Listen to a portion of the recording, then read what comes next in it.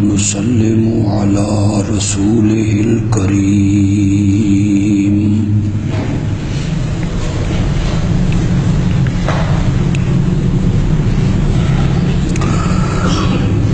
وعلى آله وأصحابه أجمعين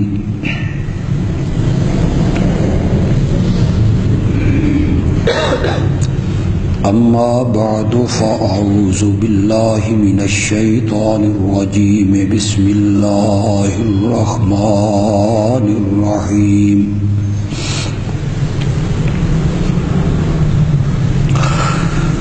لا تجد قوما يؤمنون بالله واليوم الآخر يوادون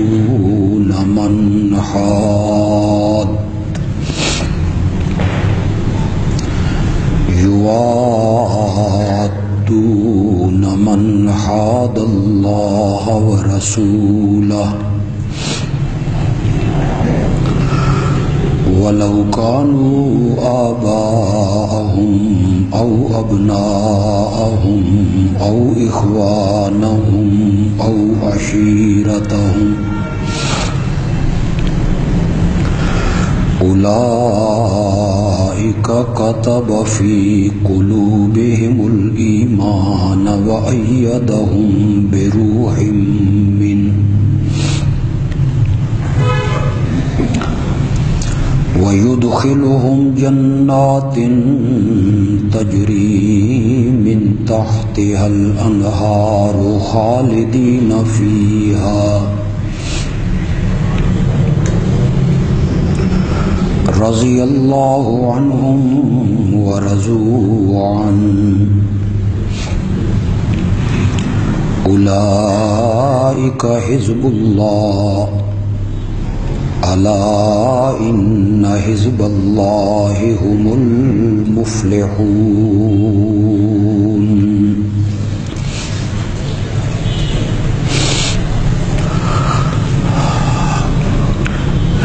آپ ان لوگوں کو نہیں پائیں گے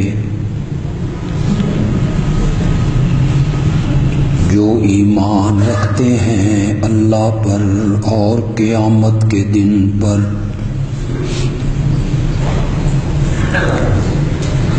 کہ وہ محبت کرتے ہوں ان لوگوں سے جو اللہ اور اس کے رسول کے دشمن ہیں، اگرچہ وہ لوگ ان کے باپ دادا ہی کیوں نہ ہوں، یا ان کی اولاد ہی کیوں نہ ہو، یا ان کے بھائی ہی کیوں نہ ہوں، یا ان کا کنبہ قبیلہ،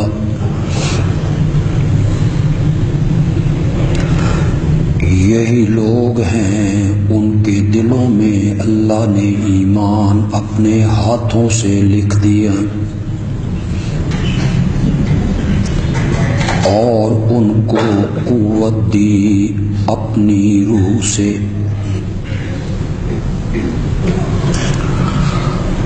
اور انہیں داخل کرے گا ایسے باغات میں جس کے نیچے نہریں بہتی ہیں، ہمیشہ رہنے والے ہوں گے ان باغات میں، اللہ ان سے راضی ہو چکا اور وہ اللہ سے راضی ہو گئے، یہی اللہ کا گروہ ہے۔ سنو یقیناً اللہ کا گروہ وہی کامیاب ہونے والا ہے۔ اللہم صلی علی سیدنا و مولانا محمد وعلی آل سیدنا و مولانا محمد وبارک وسلم ثم صلی علیہ۔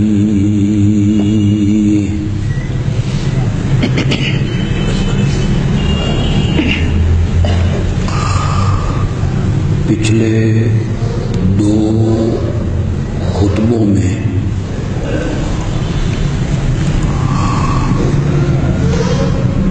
اس حقیقت پر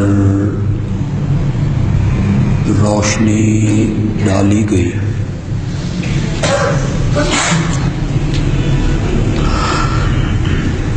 کہ ایمان بالرسالت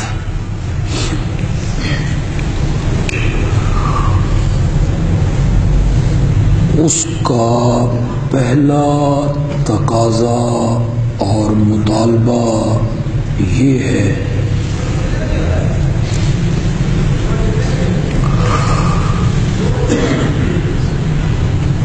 کہ وہ انسان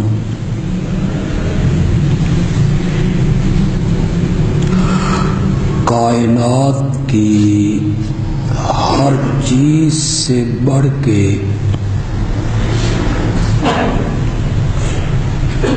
محبت کرے حضرت محمد الرسول اللہ صلی اللہ علیہ وسلم سے۔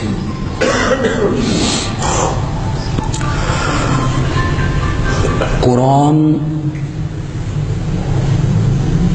اور میرے آقا کا فرمان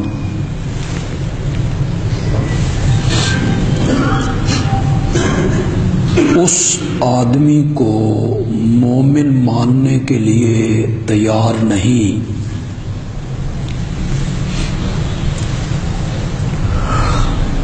جس کے دل میں محبت مصطفیٰ کا یہ جذبہ نہیں۔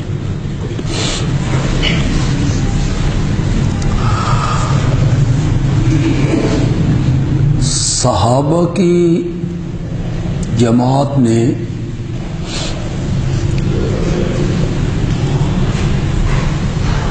اس محبت نبوی کا عملی نمونہ دنیا کے سامنے پیش کیا تھا۔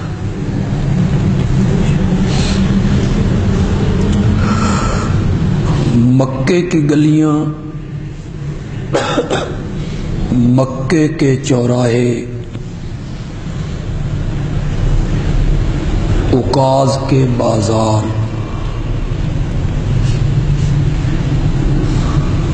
ہجرت کے سفر، بدر و احد کے میدان، خندق کے حالات، خیبر کی جنگ، حدیبیہ کا سفر،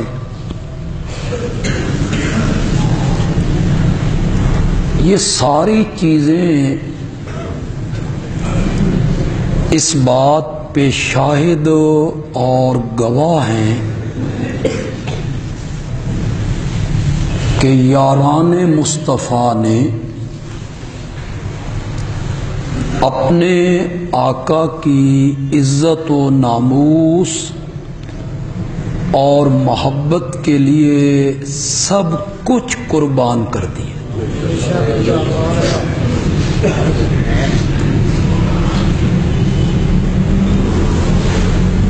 آپ مکے کی 13 سالہ زندگی کو دیکھیں،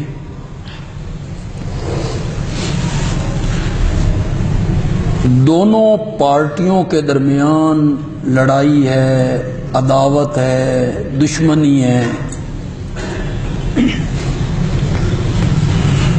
تو وہ کون ہے؟ ایک ہی بستی کے رہنے والے، ایک دادا کی اولاد، کوئی تیسرے دادا پہ جا کے مل جاتا ہے، کوئی چوتھے پر، کوئی پانچویں پر، کوئی چھٹے پر، آپس میں ان کی رشتہ داریاں ہیں، رشتے ناتے ہیں، لیکن جو لوگ میرے نبی کے دامن سے وابستہ ہوئے انہوں نے دنیا کی ساری محبتیں میرے نبی کے قدموں پہ نچھاور کر دی۔ دنیا اس کی مثال پیش نہیں کر سکتی۔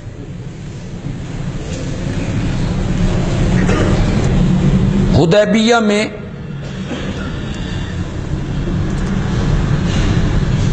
جو ایلچی بن کے آیا تھا قریش کی طرف سے عروہ، بعد میں انہیں بھی ایمان کی توفیق ملی۔ انہوں نے واپس جا کے مکے والوں سے کہا کہ میں نے بحیثیت سفیر کے بڑے بڑے ملکوں میں گیا ہوں، بادشاہوں کے دربار دیکھے ہیں، لیکن جو محبت اور الفت اور عقیدت اور پیار میں نے صحابہ میں اس نبی کے لیے دیکھا ہے، میں نے آج تک ایسی محبت کہیں نہیں دیکھی۔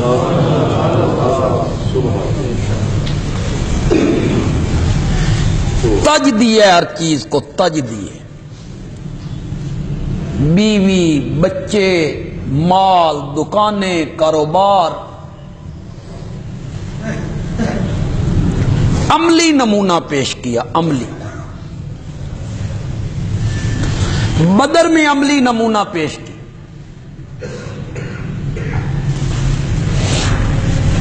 حضرت سیدنا صدیق اکبر رضی اللہ تعالی عنہ، ان کے والد فتح مکہ کے دن تک ایمان قبول نہیں کی۔ 13 سال مکہ کی زندگی میرے نبی کا دست و بازو ہے صدیق اکبر رضی اللہ تعالی، اور امت کا پہلا مومن ہے۔ ان کے والد عثمان ابو قحافہ دائرہ اسلام میں نہیں ہے، بیٹے اور باپ کے درمیان جھگڑا ہے۔ تج دیا ہر چیز کو انہوں نے، کوئی پرواہ نہیں کی، نہ بیٹیوں کی، نہ باپ کی، نہ مال کی، نہ گھر کی، نہ دولت کی۔ ہجرت والی رات نابینا باپ پیچھے سے کہتا ہے میرا خیال نہیں کرتے ہو، تو یہ اسماء ہے، عائشہ ہے، یہ تیری بیٹیاں ہیں، میں نابینا ہوں، کہاں جا رہے ہو؟ تو حضرت سیدنا صدیق اکبر رضی اللہ تعالی عنہ نے مڑ کے بھی نہیں دیکھا، دروازے کی طرف رخ ہے، اور کہتے ہیں بابا جانتے ہو آج میرے دروازے پہ کون آئے ہیں؟ ساری کائنات چل کے اس کے دروازے پہ آتی ہے، نوریوں کا سردار بھی چلتا ہے تو اس کے دروازے پہ آتا ہے۔ ساری کائنات نبوت کے دروازے پر، اور آج خود نبوت کسر صداقت پر۔ ابو بکر دیاں ریساں ہی کوئی۔ یوں ہی لوگ بکواس کرتے رہتے ہیں اور طنز کرتے رہتے ہیں اپنی مجلسوں میں، اپنی تقریروں میں، کبھی کوئی طنز کیا، کبھی کوئی طنز کیا۔ پہلا مومن ہے اور سب کچھ تج دیا ہے۔ 40,000 درہم اپنے ساتھ لیے، کپڑے کا بہت بڑا تاجر ہے، یہ دولت کے لیے، لالچ کے لیے، اقتدار کے لیے، سلطنت کے لیے، حکومت کے لیے، ظالموں تمہیں شرم نہیں آتی یہ کہتے ہوئے کہ یہ دولت کے لیے اور دنیا کے لیے انہوں نے کلمہ پڑھا تھا۔ 40,000 درہم لے کے چلا ہے، 2.5 سال مملکت اسلامیہ کا امیر رہا ہے، خلیفہ رہا ہے، اور انتقال سے پہلے اپنی بیٹی سیدہ عائشہ صدیقہ سے کہتا ہے یہ میری چادریں دھو دو، مجھے اس میں کفن دینا کہ میرے پاس نئے کفن خریدنے کے لیے بھی رقم موجود نہیں. اور جب بیٹی نے کہا کہ بابا ایسی کون سی بات ہے کہ پرانی چادروں میں آپ کو کفن دیا جائے، ہم نئی چادریں خریدیں گے، تو یہ جملہ کہہ کے حضرت ابو بکر نے حیران کر دیا، بیٹا نئے کپڑے زندوں کو اچھے لگتے ہیں، مرنے والوں کے لیے نئے کے اور پرانے کے.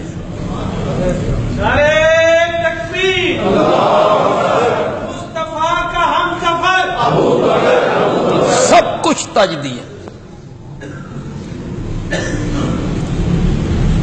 جو ابو بکر اپنے کفن کے لیے نئے کپڑے لینے کا روادار نہیں بنتا، اس ابو بکر کا دین یہ کیسے اجازت دیتا ہے کہ قبروں پر ریشمی چادریں چڑھائی جائیں؟ سبحان اللہ، سبحان اللہ، ماشاءاللہ. اور اسے دین کا حصہ مانا جائے، مزاروں پر چادریں چڑھائی جائیں، غلاف چڑھائے جائیں، اور اسے عقیدت کا نام دیا جائے، اسے محبت کا نام دیا جائے کہ یہ بزرگوں سے محبت ہے اور یہ عقیدت ہے بزرگوں سے. سب سے بڑا بزرگ اس کائنات میں آمنہ کا لال ہے صلی اللہ علیہ وسلم، ان سے بڑا کوئی نہیں، نہ انبیاء میں نہ ملائکہ میں. وہ نوریوں، ناریوں، خاکیوں، ازلیوں، ابدیوں، عرشیوں، فرشیوں کا سردار ہے. وہ سارے نبیوں کا امام ہے، وہ محبوب خدا ہے، وہ مصطفیٰ بھی ہے، مرتضیٰ بھی ہے، مجتبیٰ بھی ہے. کسی صحابی نے میرے پیارے پیغمبر کی قبر منور پہ چادر چڑھائی؟ عقیدت کے پیمانے تم نے بنائے، محبت کے پیمانے اور محبت کے ترازو تم نے بنائے. تم کون ہوتے ہو؟ تمہیں کس نے اتھارٹی دی ہے پہلے پارے کے آخری صفحے پر؟ یہ اتھارٹی اللہ نے میرے نبی کے یاروں کو دی ہے. فَإِنْ آمَنُوا بِمِثْلِ مَا آمَنْتُمْ بِهِ فَقَدِ اهْتَدَوْا کہ یہ یہودی اور یہ عیسائی جو ہدایت یافتہ ہونے کا دعویٰ کرتے ہیں، اگر یہ ہدایت پہ آنا چاہتی ہیں اس طرح ایمان لائیں جس طرح میرے نبی کے یار ایمان لائیں. قرآن نے اتھارٹی دی ہے صحابہ. میں یار میں نہیں ہوں، میں یار میرا باپ بھی نہیں ہے، میں یار میرا مرشد بھی نہیں ہے، میرا استاد بھی نہیں ہے، میرا بزرگ بھی نہیں ہے، میں یار اکابر نہیں ہے، میں یار محمد کے یار ہیں. انہیں نہیں پتا چلا کہ یہ عقیدت ہے چادریں چڑھانا، پھول ڈالنا. مدینے میں پھول نہیں ملتے تھے، مدینے میں دیے اور چراغ نہیں تھے کہ وہ بھی قبر کے سرہانے جلاتے. تم نے عقیدت کے معیار بنائے. صحابہ نے، اور صحابہ میں بھی پہلا نمبر ہے صدیق اکبر کا رضی اللہ تعالی عنہ.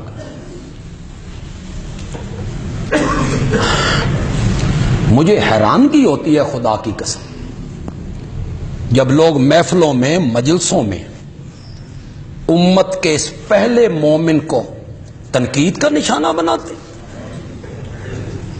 مذاق اڑاتی، طنز کرتی، جیسے وہ کوئی عام بندہ ہے. اور طنز کرنے والا کون ہے؟ کوئی ذاکر ہے، کوئی نعت خوان ہے، کوئی قوال ہے. اور حیرانگی اس بات پہ ہوتی ہے کہ جسے حضرت علی نے میرے نبی کے مصلی کا امام بنایا،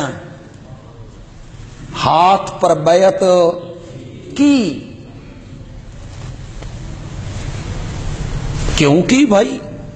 اگر وہ غلط آدمی ہیں، غاصب آدمی ہیں، حضرت سیدہ فاطمہ کا اس نے حق مار لیا تھا، تو حضرت علی رضی اللہ تعالی عنہ نے اس کے ہاتھ پر یہ کہہ کر بیعت کیوں کی تھی کہ جس کو میرے نبی نے میرے دین کا امام بنایا تھا، میں اس ابو بکر کو اپنی دنیا کا بھی امام بناتا ہوں. کیوں کہا تھا؟ انہیں نہیں پتا تھا کہ انہوں نے میری بیوی پہ ظلم کیا ہے؟ انہیں نہیں پتا تھا کہ انہوں نے میری بیوی کا دروازہ جلایا ہے، دروازہ توڑا ہے، دھکے مارے ہیں، دربار میں دھکے مارے ہیں؟ کہانیاں گھڑتے ہو. قرآن اٹھاؤ. قرآن کہتا ہے محمد الرسول اللہ. کیا معنی ہے؟ محمد اللہ کے، یہ دعویٰ کیا ہے قرآن نے. قرآن نے یہ دعویٰ کیا ہے کہ جس ہستی کا نام محمد ہے صلی اللہ، وہ اللہ کے رسول ہیں. یہ دعویٰ کیا ہے قرآن نے. آگے قرآن نے کہا والذین معہ. ماں کا کیا معنی ہوتا ہے؟ ساتھ، معیت، معیت. اور جو لوگ اس کے ساتھ ہیں، اشداء علی الکفار، وہ کافروں پر بڑے سخت ہیں. رحماء بینہم، آپس میں کیا ہیں؟ یہ تو قرآن کہتا ہے. تم کہتے ہو وہ لڑتے تھے، جھگڑتے تھے، ایک دوسرے کو مارتے تھے، گالیاں نکالتے تھے. تیری مانوں کہ رب کے قرآن کی مانوں؟ اشداء علی الکفار رحماء بینہم تراہم رکعا سجدا یبتغون فضلا من اللہ. کہوں ایک بات، یہ تو قرآن ہے. اللہ اس کی سمجھ عطا کرے، اور سمجھ آ جائے تو بڑی خوبصورت کتاب، مزہ ہی آ جاتا ہے، مزہ ہی آ جاتا ہے، بشرطے کہ سمجھ ہو بندے کو. محمد الرسول اللہ دعویٰ ہے، دعویٰ. جس ہستی کا نام محمد ہے صلی اللہ، وہ اللہ کے رسول ہیں. یہ دعویٰ ہے. کوئی دعویٰ بغیر دلیل کے ثابت نہیں ہوتا. آپ عدالت میں چلے جائیں، دعویٰ کریں، آپ سے گواہ طلب کیے جاتے ہیں. گواہ لاؤ. مولا یہ دعویٰ تو نے کیا ہے کہ آمنہ کا لال اللہ کا رسول ہے، اس کی کوئی دلیل؟ فرمایا والذین معہ، جو لوگ اس کے ساتھ ہیں ان کو دیکھو، وہ میرے نبی کی رسالت کے گواہ ہیں. ان کو دیکھو. اسے دلیل کے طور پہ پیش کی. کیسے؟ جس کا کلمہ پڑھنے والا صدیق اکبر ہو، وہ خود کتنا سچا ہوگا. یہ دلیل. جس کا کلمہ پڑھنے والا فاروق اعظم جیسا عادل ہو، وہ خود کتنا عادل ہوگا. اور جس کا کلمہ پڑھنے والا عثمان جیسا باحیا ہو، وہ خود کیسا حیادار ہوگا. اور جس کا کلمہ پڑھنے والا حیدر کرار جیسا بہادر ہو، وہ خود کتنا بہادر ہو. صحابہ کو گواہ بنائے.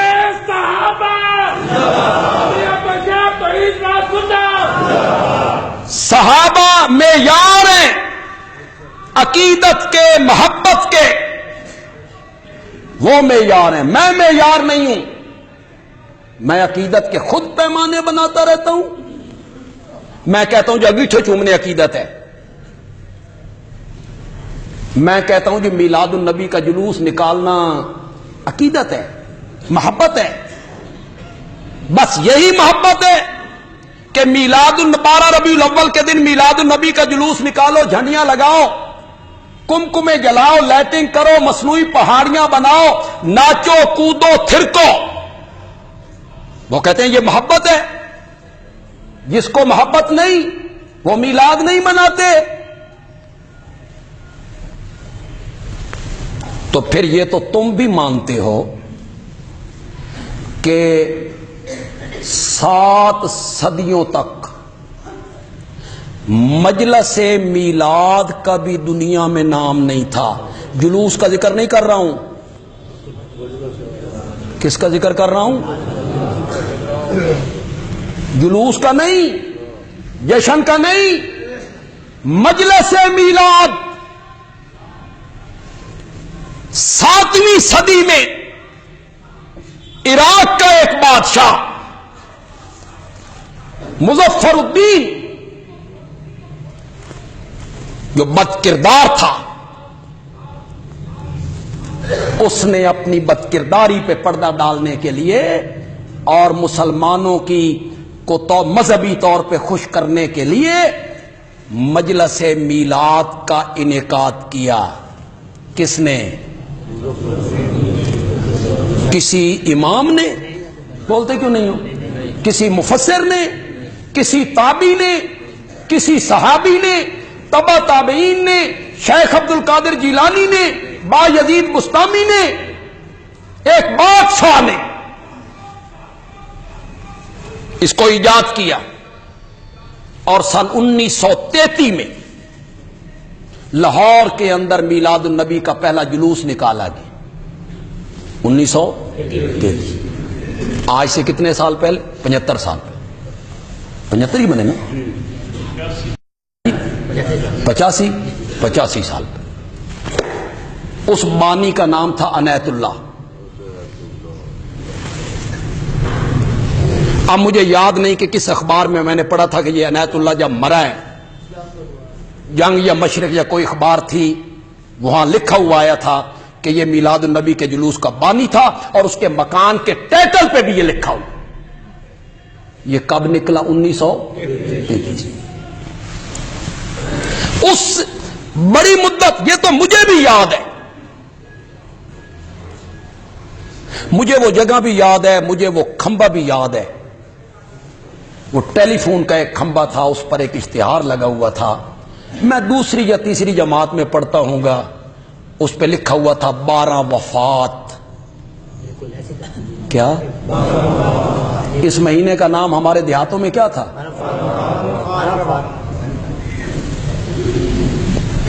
اس نے رنگ بدلا. 12 وفات کی جگہ میلاد، یہ تو آہستہ آہستہ بدلا. 12 وفات 12 وفات مناتے تھے. ہمیں دعائیں دو، ہمیں دعائیں دو. ہم نے کہا وفات مانتے نہیں ہو، مناتے کیوں ہو؟ وفات مانتے نہیں ہو، مناتے کیوں ہو؟ تم نے اسے مشرف اسلام کیا، اس کا نام رکھا میلاد النبی، نبی پاک کا پیدا ہونا. اب ہم کہتے ہیں بشر مانتے نہیں ہو، میلاد کیسا؟ کیوں جی جبریل کیڑی تاریخ نو جمیا؟ بولو، بولتے کیوں نہیں ہو؟ نور کی بھی کبھی میلاد ہوئی، نور کی بھی کبھی پیدائش ہوئی. ایک بادشاہ نے، معلوم ہوتا ہے یہ بادشاہوں کے وتیرے ہیں کہ ملک مناؤ عید، یہ بادشاہوں کے وتیرے ہیں. رضینا قسمت الجبار فینا لنا علم وللجہال مالو. ہم رب کی تقسیم پر راضی ہیں، راضی ہیں، راضی ہیں. تم بھی راضی رہو، تمہیں بادشاہوں کی سنت مبارک ہو، ہمیں صدیق اکبر کا عمل مبارک. تمہاری حشر نشر اللہ مظفر الدین کے ساتھ کرے جس نے مجلس میلاد کا انعقاد کیا تھا، یا 1933 میں عنایت اللہ کے ساتھ کرے جس نے یہ جلوس نکالا تھا ہندوؤں کے مقابلے، دیوالی کے مقابلے۔ یہ کسی صحابی کی ایجاد نہیں ہے کسی صحابی کی ایجاد، کسی تابعی کی۔ 4 فقہ ہیں، 4: حنفی، حنبلی، مالکی، شافعی۔ کسی فقہ میں اس عید کا ذکر؟ جتنے سمجھدار لوگ بیٹھے ہو، جتنے تعلیم یافتہ لوگ بیٹھے ہو، خدا کے لیے غور کرو۔ جتنے بیٹھے ہو لوگ، کوئی سی حدیث کی کتاب اٹھا لو، بخاری، مسلم، ترمذی، ابن ماجہ، نسائی، مشکات، مصنف عبد الرزاق، موطا امام مالک۔ پھر فقہ کی کتابیں اٹھا لو، نور لزا، قدوری، کنز، شرح وقایہ، ہدایہ، قاضی خان، عالمگیری، بیر الرائق۔ کوئی سی کتاب اٹھا لو حدیث کی، فقہ کی۔ یہ کتابیں باب مانگتی ہیں، باب الصلاۃ، باب الزکوٰۃ، باب الصوم، باب الحج، باب النکاح، باب الطلاق، باب البیوع، باب باندھتے ہیں۔ انہوں نے باب العیدین کا باب باندھا یا باب العیدات کا باب باندھا؟ کتنی عیدیں؟ اٹھاؤ حدیث کی کتاب میں، اٹھاؤ فقہ کی کتاب میں۔ باب العیدین، عیدین کا کیا معنی؟ اگر شریعت میں تیسری عید کا تصور ہوتا تو یہ لوگ اس کا بھی ذکر کرتے نا۔ چلو اتنا ہی ذکر کر چھڑ دے، بھائی لیٹنگ لاؤ، کمکمے جلاؤ، پہاڑیاں بناؤ، عورتیں مرد بازاروں میں نکلو، اکٹھے ہو کے وہ میلہ موج میلہ کرو، دیگے پکاؤ، کوئی خوف خدا کا۔ لیکن تعجب مجھے ممبر و محراب کے اس وارث طبقے پہ ہے جو اپنے آپ کو اہل حق سے منسوب کرتے ہیں لیکن اس بدعت کے خلاف وہ آواز نہیں اٹھاتے۔ انہوں نے چپ کے روزے رکھے ہوئے کہ لوگوں کو گائیڈ کرو، لوگوں کو سمجھاؤ کہ دین وہ ہے جس کا ثبوت میرے نبی کے یاروں سے ہے۔ سمجھاؤ لوگوں کو سمجھایا جائے، پیار سے سمجھایا جائے۔ کیوں بھائی؟ یہ جو ہماری عیدیں، 2 عیدیں مسلمانوں کی کون کون سی ہیں؟ عید الفطر، عید الاضحیٰ، یہ خوشی کے دن، دونوں خوشی کے دن۔ پہلا خوشی کا دن یہ ہے کہ شکر روزیاں تو جان چھٹی، یہی یہ ہے کہ یا اللہ تو نے حالت صحت میں اپنی فرما برداری کرنے کی اور روزہ رکھنے کی ہمیں توفیق دی، ہم اس پر شکر کریں، اس پہ خوشی۔ یہ عید ہے۔ دوسری عید ہے عید الاضحیٰ، قربانی والی عید۔ یہ دونوں خوشی کے تہوار ہیں، ہمارے مذہبی تہوار ہیں۔ ان عیدوں پر کیا کرتے ہو؟ بولو۔ نہیں، نہ مکان سجاتے ہو،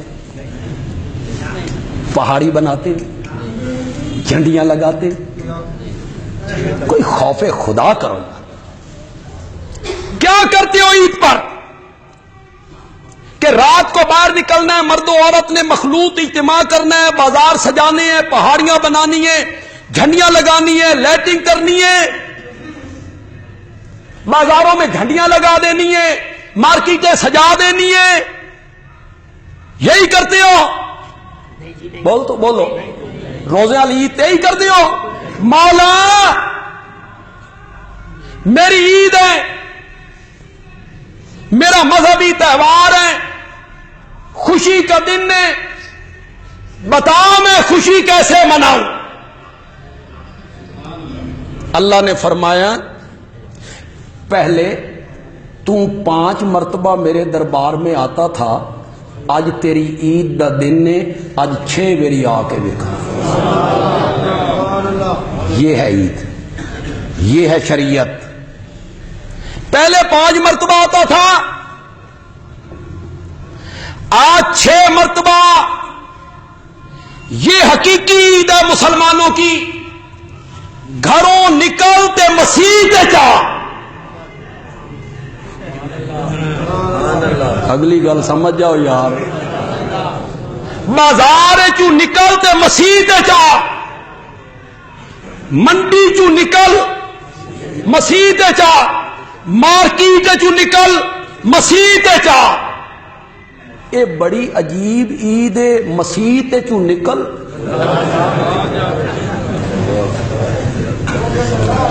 جو ہماری عید ہے وہ کیا کہتی ہے؟ گھر سے نکل مسجد میں آ۔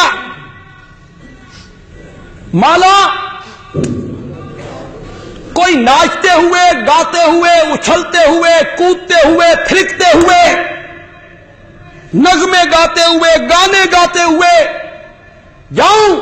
فرمایا نا، آج تیری خوشی کا دن ہے، گھر سے نکل تو تیری زبان پہ ترانہ ہو، اللہ اکبر، اللہ اکبر، لا الہ الا اللہ واللہ اکبر۔ آج تیری خوشی کا، یہ خوشی منانے کا طریقہ بتایا شریعت۔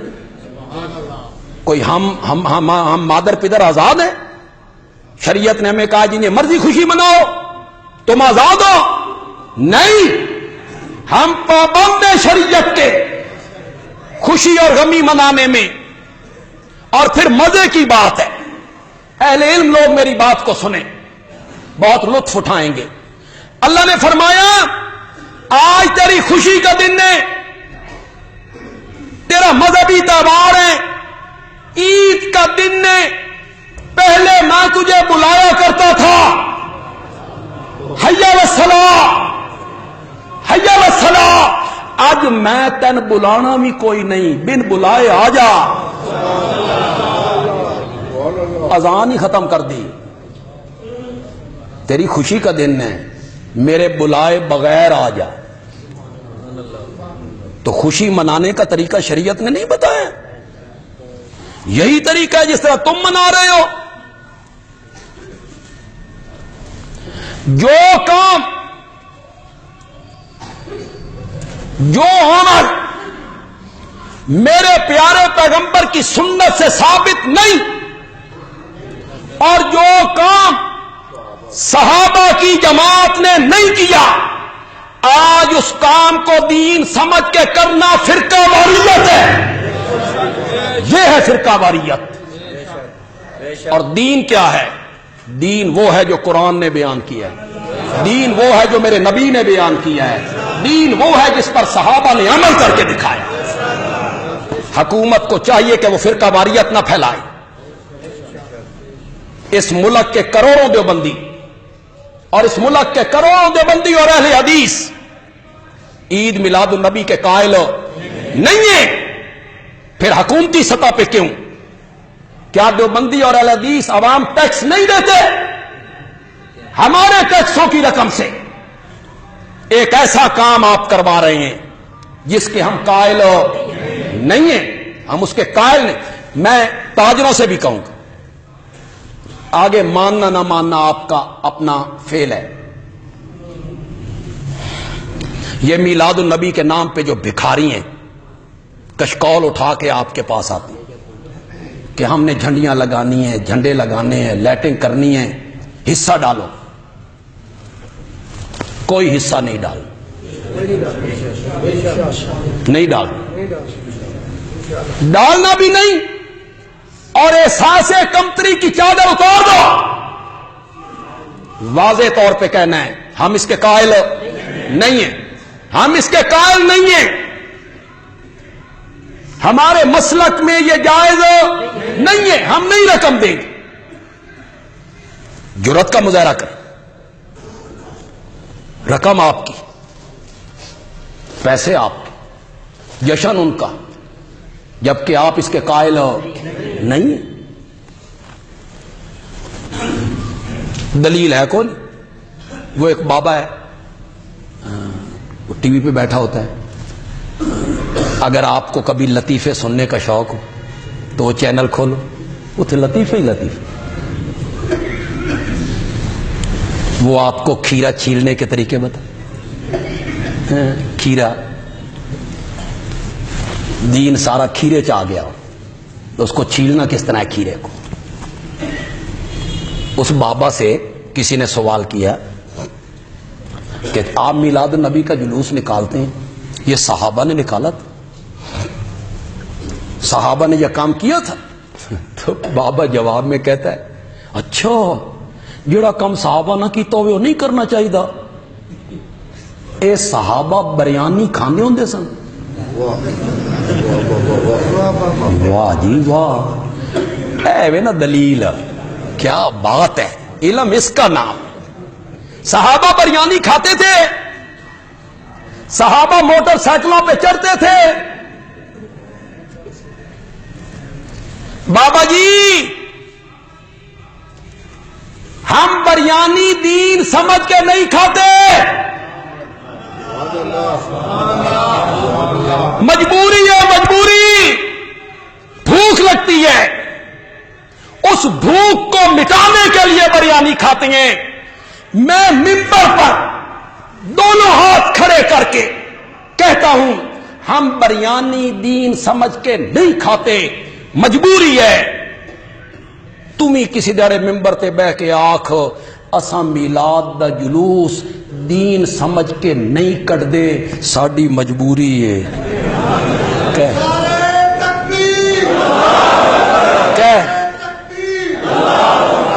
بریانی کے ساتھ، بریانی اور سکوٹروں کے ساتھ پڑھو حدیث بخاری کی، میری ماں عائشہ صدیقہ راوی ہے،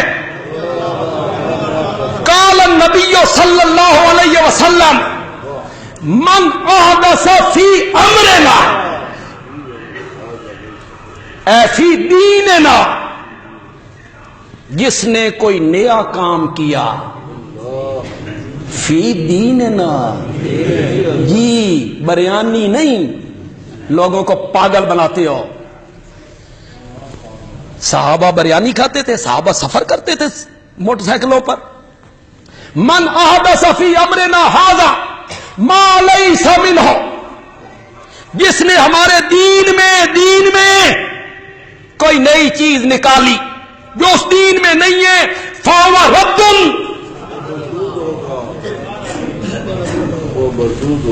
میرے نبی نے خود قید لگا دی ہے، من احدث فی امرنا۔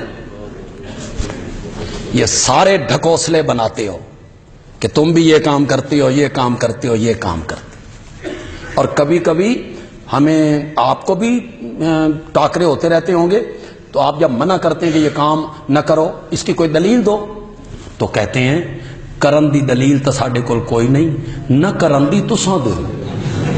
واہ، حضور منع کیتا، صحابہ نے منع کیا بے میلاد کا جلوس نہ نکالا، کہ تساں دلیل دو، منع دی دلیل دو۔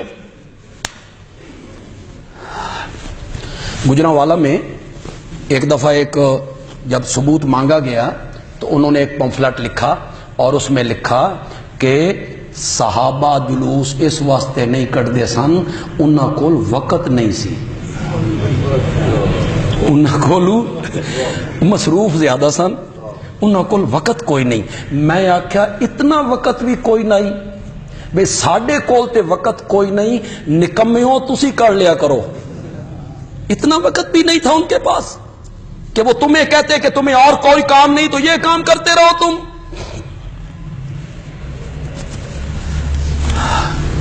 آکے نہ کرن دی دلیل دو۔ میں بالکل کوئی ایسی طنز نہیں کرنا چاہتا، صرف آپ کو سمجھانے کے لیے کہنا چاہتا ہوں۔ یہ جو اہل تشیع اذان دیتے ہیں سنتے ہو، اس میں اشہد ان محمد رسول اللہ کے بعد وہ کیا کہتے ہیں؟ اشہد ان امیر المومنین وقاتل المشرکین علی ولی اللہ و وصی رسول اللہ و خلیفتہ بلا کہتے ہیں. اگر کوئی ہم شیعوں کو کہتے ہیں کہ یہ اذان صحیح نہیں، یہ اذان تمہاری صحیح نہیں. اگر کوئی شیعہ کہے تسی دلیل دیو تے وکھاؤ نبی پاک اس اذان تو منع کیتا، دکھا سکتے ہیں؟ کوئی دکھا سکتا ہے؟ منع کی بھی دلیل ہوتی ہے پاگلو، دلیل ہوتی ہے اس بات کی، منع کی دلیل نہیں ہوتی. کیسے سمجھاؤں میں آپ کو؟ چلو آسان کر کے سمجھاتا ہوں اور آسان کرتا ہوں، اللہ کرے کسی کو بات سمجھ آ جائے. آپ سڑک پہ جا رہے ہیں، ایک کار کھڑی، آپ اس کار کے قریب کھڑے، ایک بندہ وہاں آتا ہے، وہ آپ سے پوچھتا ہے ایک کار تیری ہے؟ آپ کہتے ہیں یہ کار میری نہیں. وہ کہتا ہے ایک کار تیری نہیں، اس نے کاغذ دکھا. ایک کار تیری نہیں، اس نے کاغذ دکھا. آپ کہیں گے پاگل کاغذ اس کو مانگ جس کا دعویٰ ہے کہ یہ کار میرے لیے تو ایک ہی دلیل کافی ہے کہ میری نہیں. ہمارے لیے تو ایک ہی دلیل کافی ہے کہ میلاد کا جلوس 1,00,000 سے زائد صحابہ میں سے کسی نے نہیں نکالا. ہمارے لیے یہی دلیل کافی، انہوں نے یہ کام نہیں کی. اب آپ کہتے ہیں ہے تو دلیل مدعی کے ذمے ہوتی ہے، مدعا علیہ کے ذمے دلیل نہیں ہوتی. گواہ مدعی کے ذمے ہوتے. عجیب عجیب چکر چلتے. میں شاید وہ صحیح لفظ تو نہ کہہ سکوں کہ میں نے وہ حدیث تازہ تازہ نہیں دیکھی، دیکھی ضرور ہے، بس ایک جگہ پہ تھوڑا سا اشتباہ مجھے ہو رہا ہے. میرے پیارے پیغمبر صلی اللہ علیہ وسلم نے ایک صحابی کو دعا سکھائی. اس دعا میں لفظ آتے تھے نبی کا یا رسول کا. ان دونوں میں سے ایک لفظ آپ نے سکھایا، رسول کا یا نبی کا. دوسرے دن جو آپ نے اس صحابی کو کہا بھی وہ دعا سنا، تو اس نے نبی کی جگہ رسول پڑھ دی، یا آپ نے رسول کہا تھا تو اس نے نبی پڑھ دی. اب آپ بتائیں نبی اور رسول میں کوئی فرق؟ کوئی فرق. ہم نہیں کہتے نبی پاک، رسول محترم. آپ کو ہم نبی بھی کہتے رہتے ہیں، رسول بھی کہتے ہیں. اس میں کیا؟ رسول کی جگہ نبی کہہ دو، نبی کی جگہ رسول کہہ دو. آپ نے نبی پڑھایا، اس نے رسول کہا، آپ نے اسے کہا نہیں جڑے لفظ میں پڑھائے وہی آخ. یہ دین ہے، اس کا نام دین ہے کہ جو میرے نبی کی زبان مقدس سے نکلا اس پہ عمل کرو، وہی کام کر کے دیکھو. عقیدت کا معیار علماء دیوبند نہیں، عقیدت کا ترازو علماء بریلی نہیں، عقیدت کا معیار علماء اہل حدیث نہیں. عقیدت کا معیار میرا باپ، میرا استاد، میرا مرشد، میرا پیر نہیں. عقیدت کے معیار ہیں محمد کے صحابہ. انہوں نے جو کام کیا، جو محبت، یار جو محبت میرے نبی کے یاروں نے میرے نبی سے کی تھی، اس کا تم سوچ سکتے ہو؟ سوچ سکتے ہو؟ تپتے ہوئے کولوں پہ بندہ لیٹا ہو، اس کی چربی پگھل پگھل کے کولوں کو راکھ بنا دے، نمک ملا پانی اس کے زخموں پہ چھڑکا جائے، مکے کی نکیل دار زمین پر اسے گھسیٹا جائے، دوسرے دن پھر اسے تپتے ہوئے کولوں پہ لایا جائے، اور شام کے ٹائم مالک پوچھے بلال پھر بھی ان کا نام لے گا، اور بلال مسکرا کے کہے ان کو ماننے کا جتنا مزہ آج آیا ہے نا آج تک آیا ہی نہیں. کون مثال پیش کرے؟ کون مثال پیش کر سکتا ہے؟ عشق و محبت میں وہ کامل ہیں. ان سے بڑھ کر اگر کوئی محبت کا دعویٰ کرتا ہے تو جھوٹا ہے. سب سے بڑھ کر میرے نبی سے اگر کسی نے محبت کی ہے تو وہ میرے نبی کے یار ہیں. دنیا مثال نہیں پیش کر سکتی. اور مرد تو مرد رہ گئے. جس عورت کو ہم صنف نازک کہتے ہیں، جس عورت کو اس لیے قبرستان جانے کی اجازت نہیں کہ اس میں حوصلے کی کمی ہوتی، اور جس عورت کو اس لیے طلاق دینے کی اجازت نہیں کہ اس کے اعصاب مضبوط ہو نہیں ہوتی. ہوں تو خیر مردوں دے بھی کوئی نہیں. چھوٹی جی گل ہوئی تو 700 طلاق. تیرے سپرد طلاق کی تھی کس لیے؟ کہ تیرے اعصاب کیا ہیں؟ ذرا سوچ وسیع ہے. عورتوں دے ہاتھ چوندی تے اساں سارے رنڈی ہونا آئی. وہ تو تھوڑی جی گل ہونا کہ چل طلاق. یہ تو مردوں کے ہاتھ میں دی ہے. ذرا اعصاب مضبوط ہے، سوچتا ہے، مستقبل کو دیکھتا ہے. تو طلاق کوئی اچھی چیز نہیں ہے. نوجوانوں سوچ سمجھ کے فیصلے کیا کرو، غور فکر کے ساتھ، مشورے کے ساتھ. صنف نازک کہتے. مدینے میں خبر پہنچی کہ آقا اود میں شہید ہو. یہ ہند نکلی ہند. اس خبر کو سن کے نا گھر میں بیٹھ نہیں سکی. اود کی طرف آ رہی. قریب پہنچی نا تو کسی نے پہچانا کہ ہند ہے. اس نے کہا تیرا باپ شہید ہو گیا. ایک عورت کو راہ چلتے خبر دو کہ تیرا باپ مر گیا ہے، برداشت کر لی؟ ذرا سوچو تو صحیح. تیرا باپ شہید ہو گیا. اس نے بتانے والے سے کہا ما فعل رسول اللہ.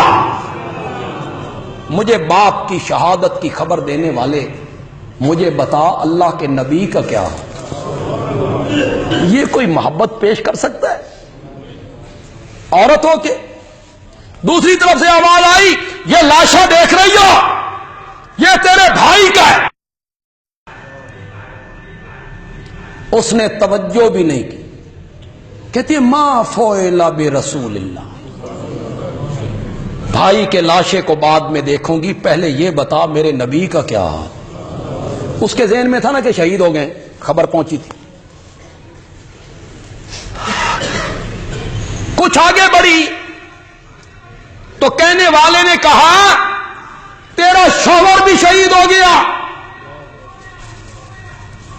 یہاں میں ایک جملہ کہا کرتا، پسند آ جائے تو پھر دونوں ہاتھ اٹھا کے سبحان اللہ کہہ. وعدہ کرتے ہو؟ مزہ آ جائے گا. بتانے والے نے کہا تیرا سرتاج شہید ہو گیا ہے اور یہ کہتی ہے میں نے اپنے سرتاج کے بارے میں نہیں پوچھا، میں نے تو کائنات کے سرتاج کے بارے میں پوچھا ہے. بتا کائنات کے سرتاج کا کیا حال ہے. پھر بتانے والے نے کہا تیرا یہ بیٹا بھی شہید ہو گیا. باپ بھی، بھائی بھی، شوہر بھی، بیٹا بھی. اور یار سوچو تو صحیح، کچھ رہ گیا؟ چھت اڑ گئی، بازو کٹ گئے، سہارے ٹوٹ گئے، سہاگ اجڑ گیا. وہ ایک ہی سوال کر رہی ہے ما فعل رسول اللہ. اللہ کے نبی کا کیا حال ہے؟ بتانے والے نے کہا الحمدللہ خیریت سے ہیں، فرمایا مجھے دکھاؤ، میں دیکھنا چاہتی ہوں۔ صحابہ اس جگہ پہ لے گئے، اس نے میرے نبی کے چہرے پر انوار کو دیکھا اور دیکھنے کے بعد ایک جملہ کہا، کل مصیبت بعدک جلل، اگر آپ سلامت ہیں تو کسی کے مرنے کا کوئی غم نہیں ہے۔ ایسی مثالیں کہاں سے لاؤ گے؟ عقیدت کا معیار اور محبت کا معیار وہ کون ہے؟ بولو، زور سے بولو۔ صحابہ نے جو کام کیا وہ ہے محبت، یہ نہیں جو میں نے کیا، آپ نے کیا اور ہم اسے محبت کا معیار بنا لیں۔ سب سے زیادہ قربانی میرے نبی کی محبت میں اور دین کی محبت میں اور اللہ کی توحید کی محبت میں وہ پیش کی تھی تو کس نے پیش کی تھی؟ صحابہ نے پیش کی۔ بدر اس پر گواہ ہے، اپنوں کے درمیان جنگ ہو رہی، بس حضرت صدیق اکبر کی بات چھڑی تھی تو ان کے متعلق ایک بات کہہ کے ختم کر دی۔ ان کے بیٹے عبد الرحمان بدر میں ابو جال کے جھنڈے کے نیچے تھے، یہ ادھر ہیں، عبد الرحمان ادھر، سکا بیٹا۔ بعد میں اللہ نے انہیں بھی ایمان کی توفیق دی۔ حضرت ابو بکر کے سارے بیٹے صحابہ، حضرت ابو بکر کی ساری بیٹیاں صحابی، حضرت ابو بکر خود صحابی، ان کی اہلیہ صحابی، ان کے والد بھی صحابی، ان کی ماں بھی صحابی۔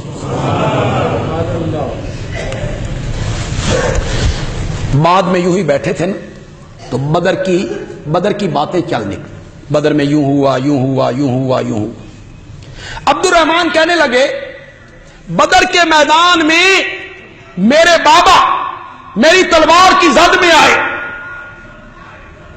میں چاہتا تو گردن قلم کر دیتا، لیکن پھر خیال آیا باپ ہے، وہ جو باپ کی محبت ہے جو بیٹے کے دل میں، وہ خیال آیا، میں نے تلوار کو روک لیا۔ حضرت سیدنا صدیق اکبر نے فرمایا، بیٹا شکر کرو، تم اس دن میری تلوار کی زد میں نہیں آئے، اگر تم میری تلوار کی زد میں آتے میں تیری گردن قلم کر دیتا۔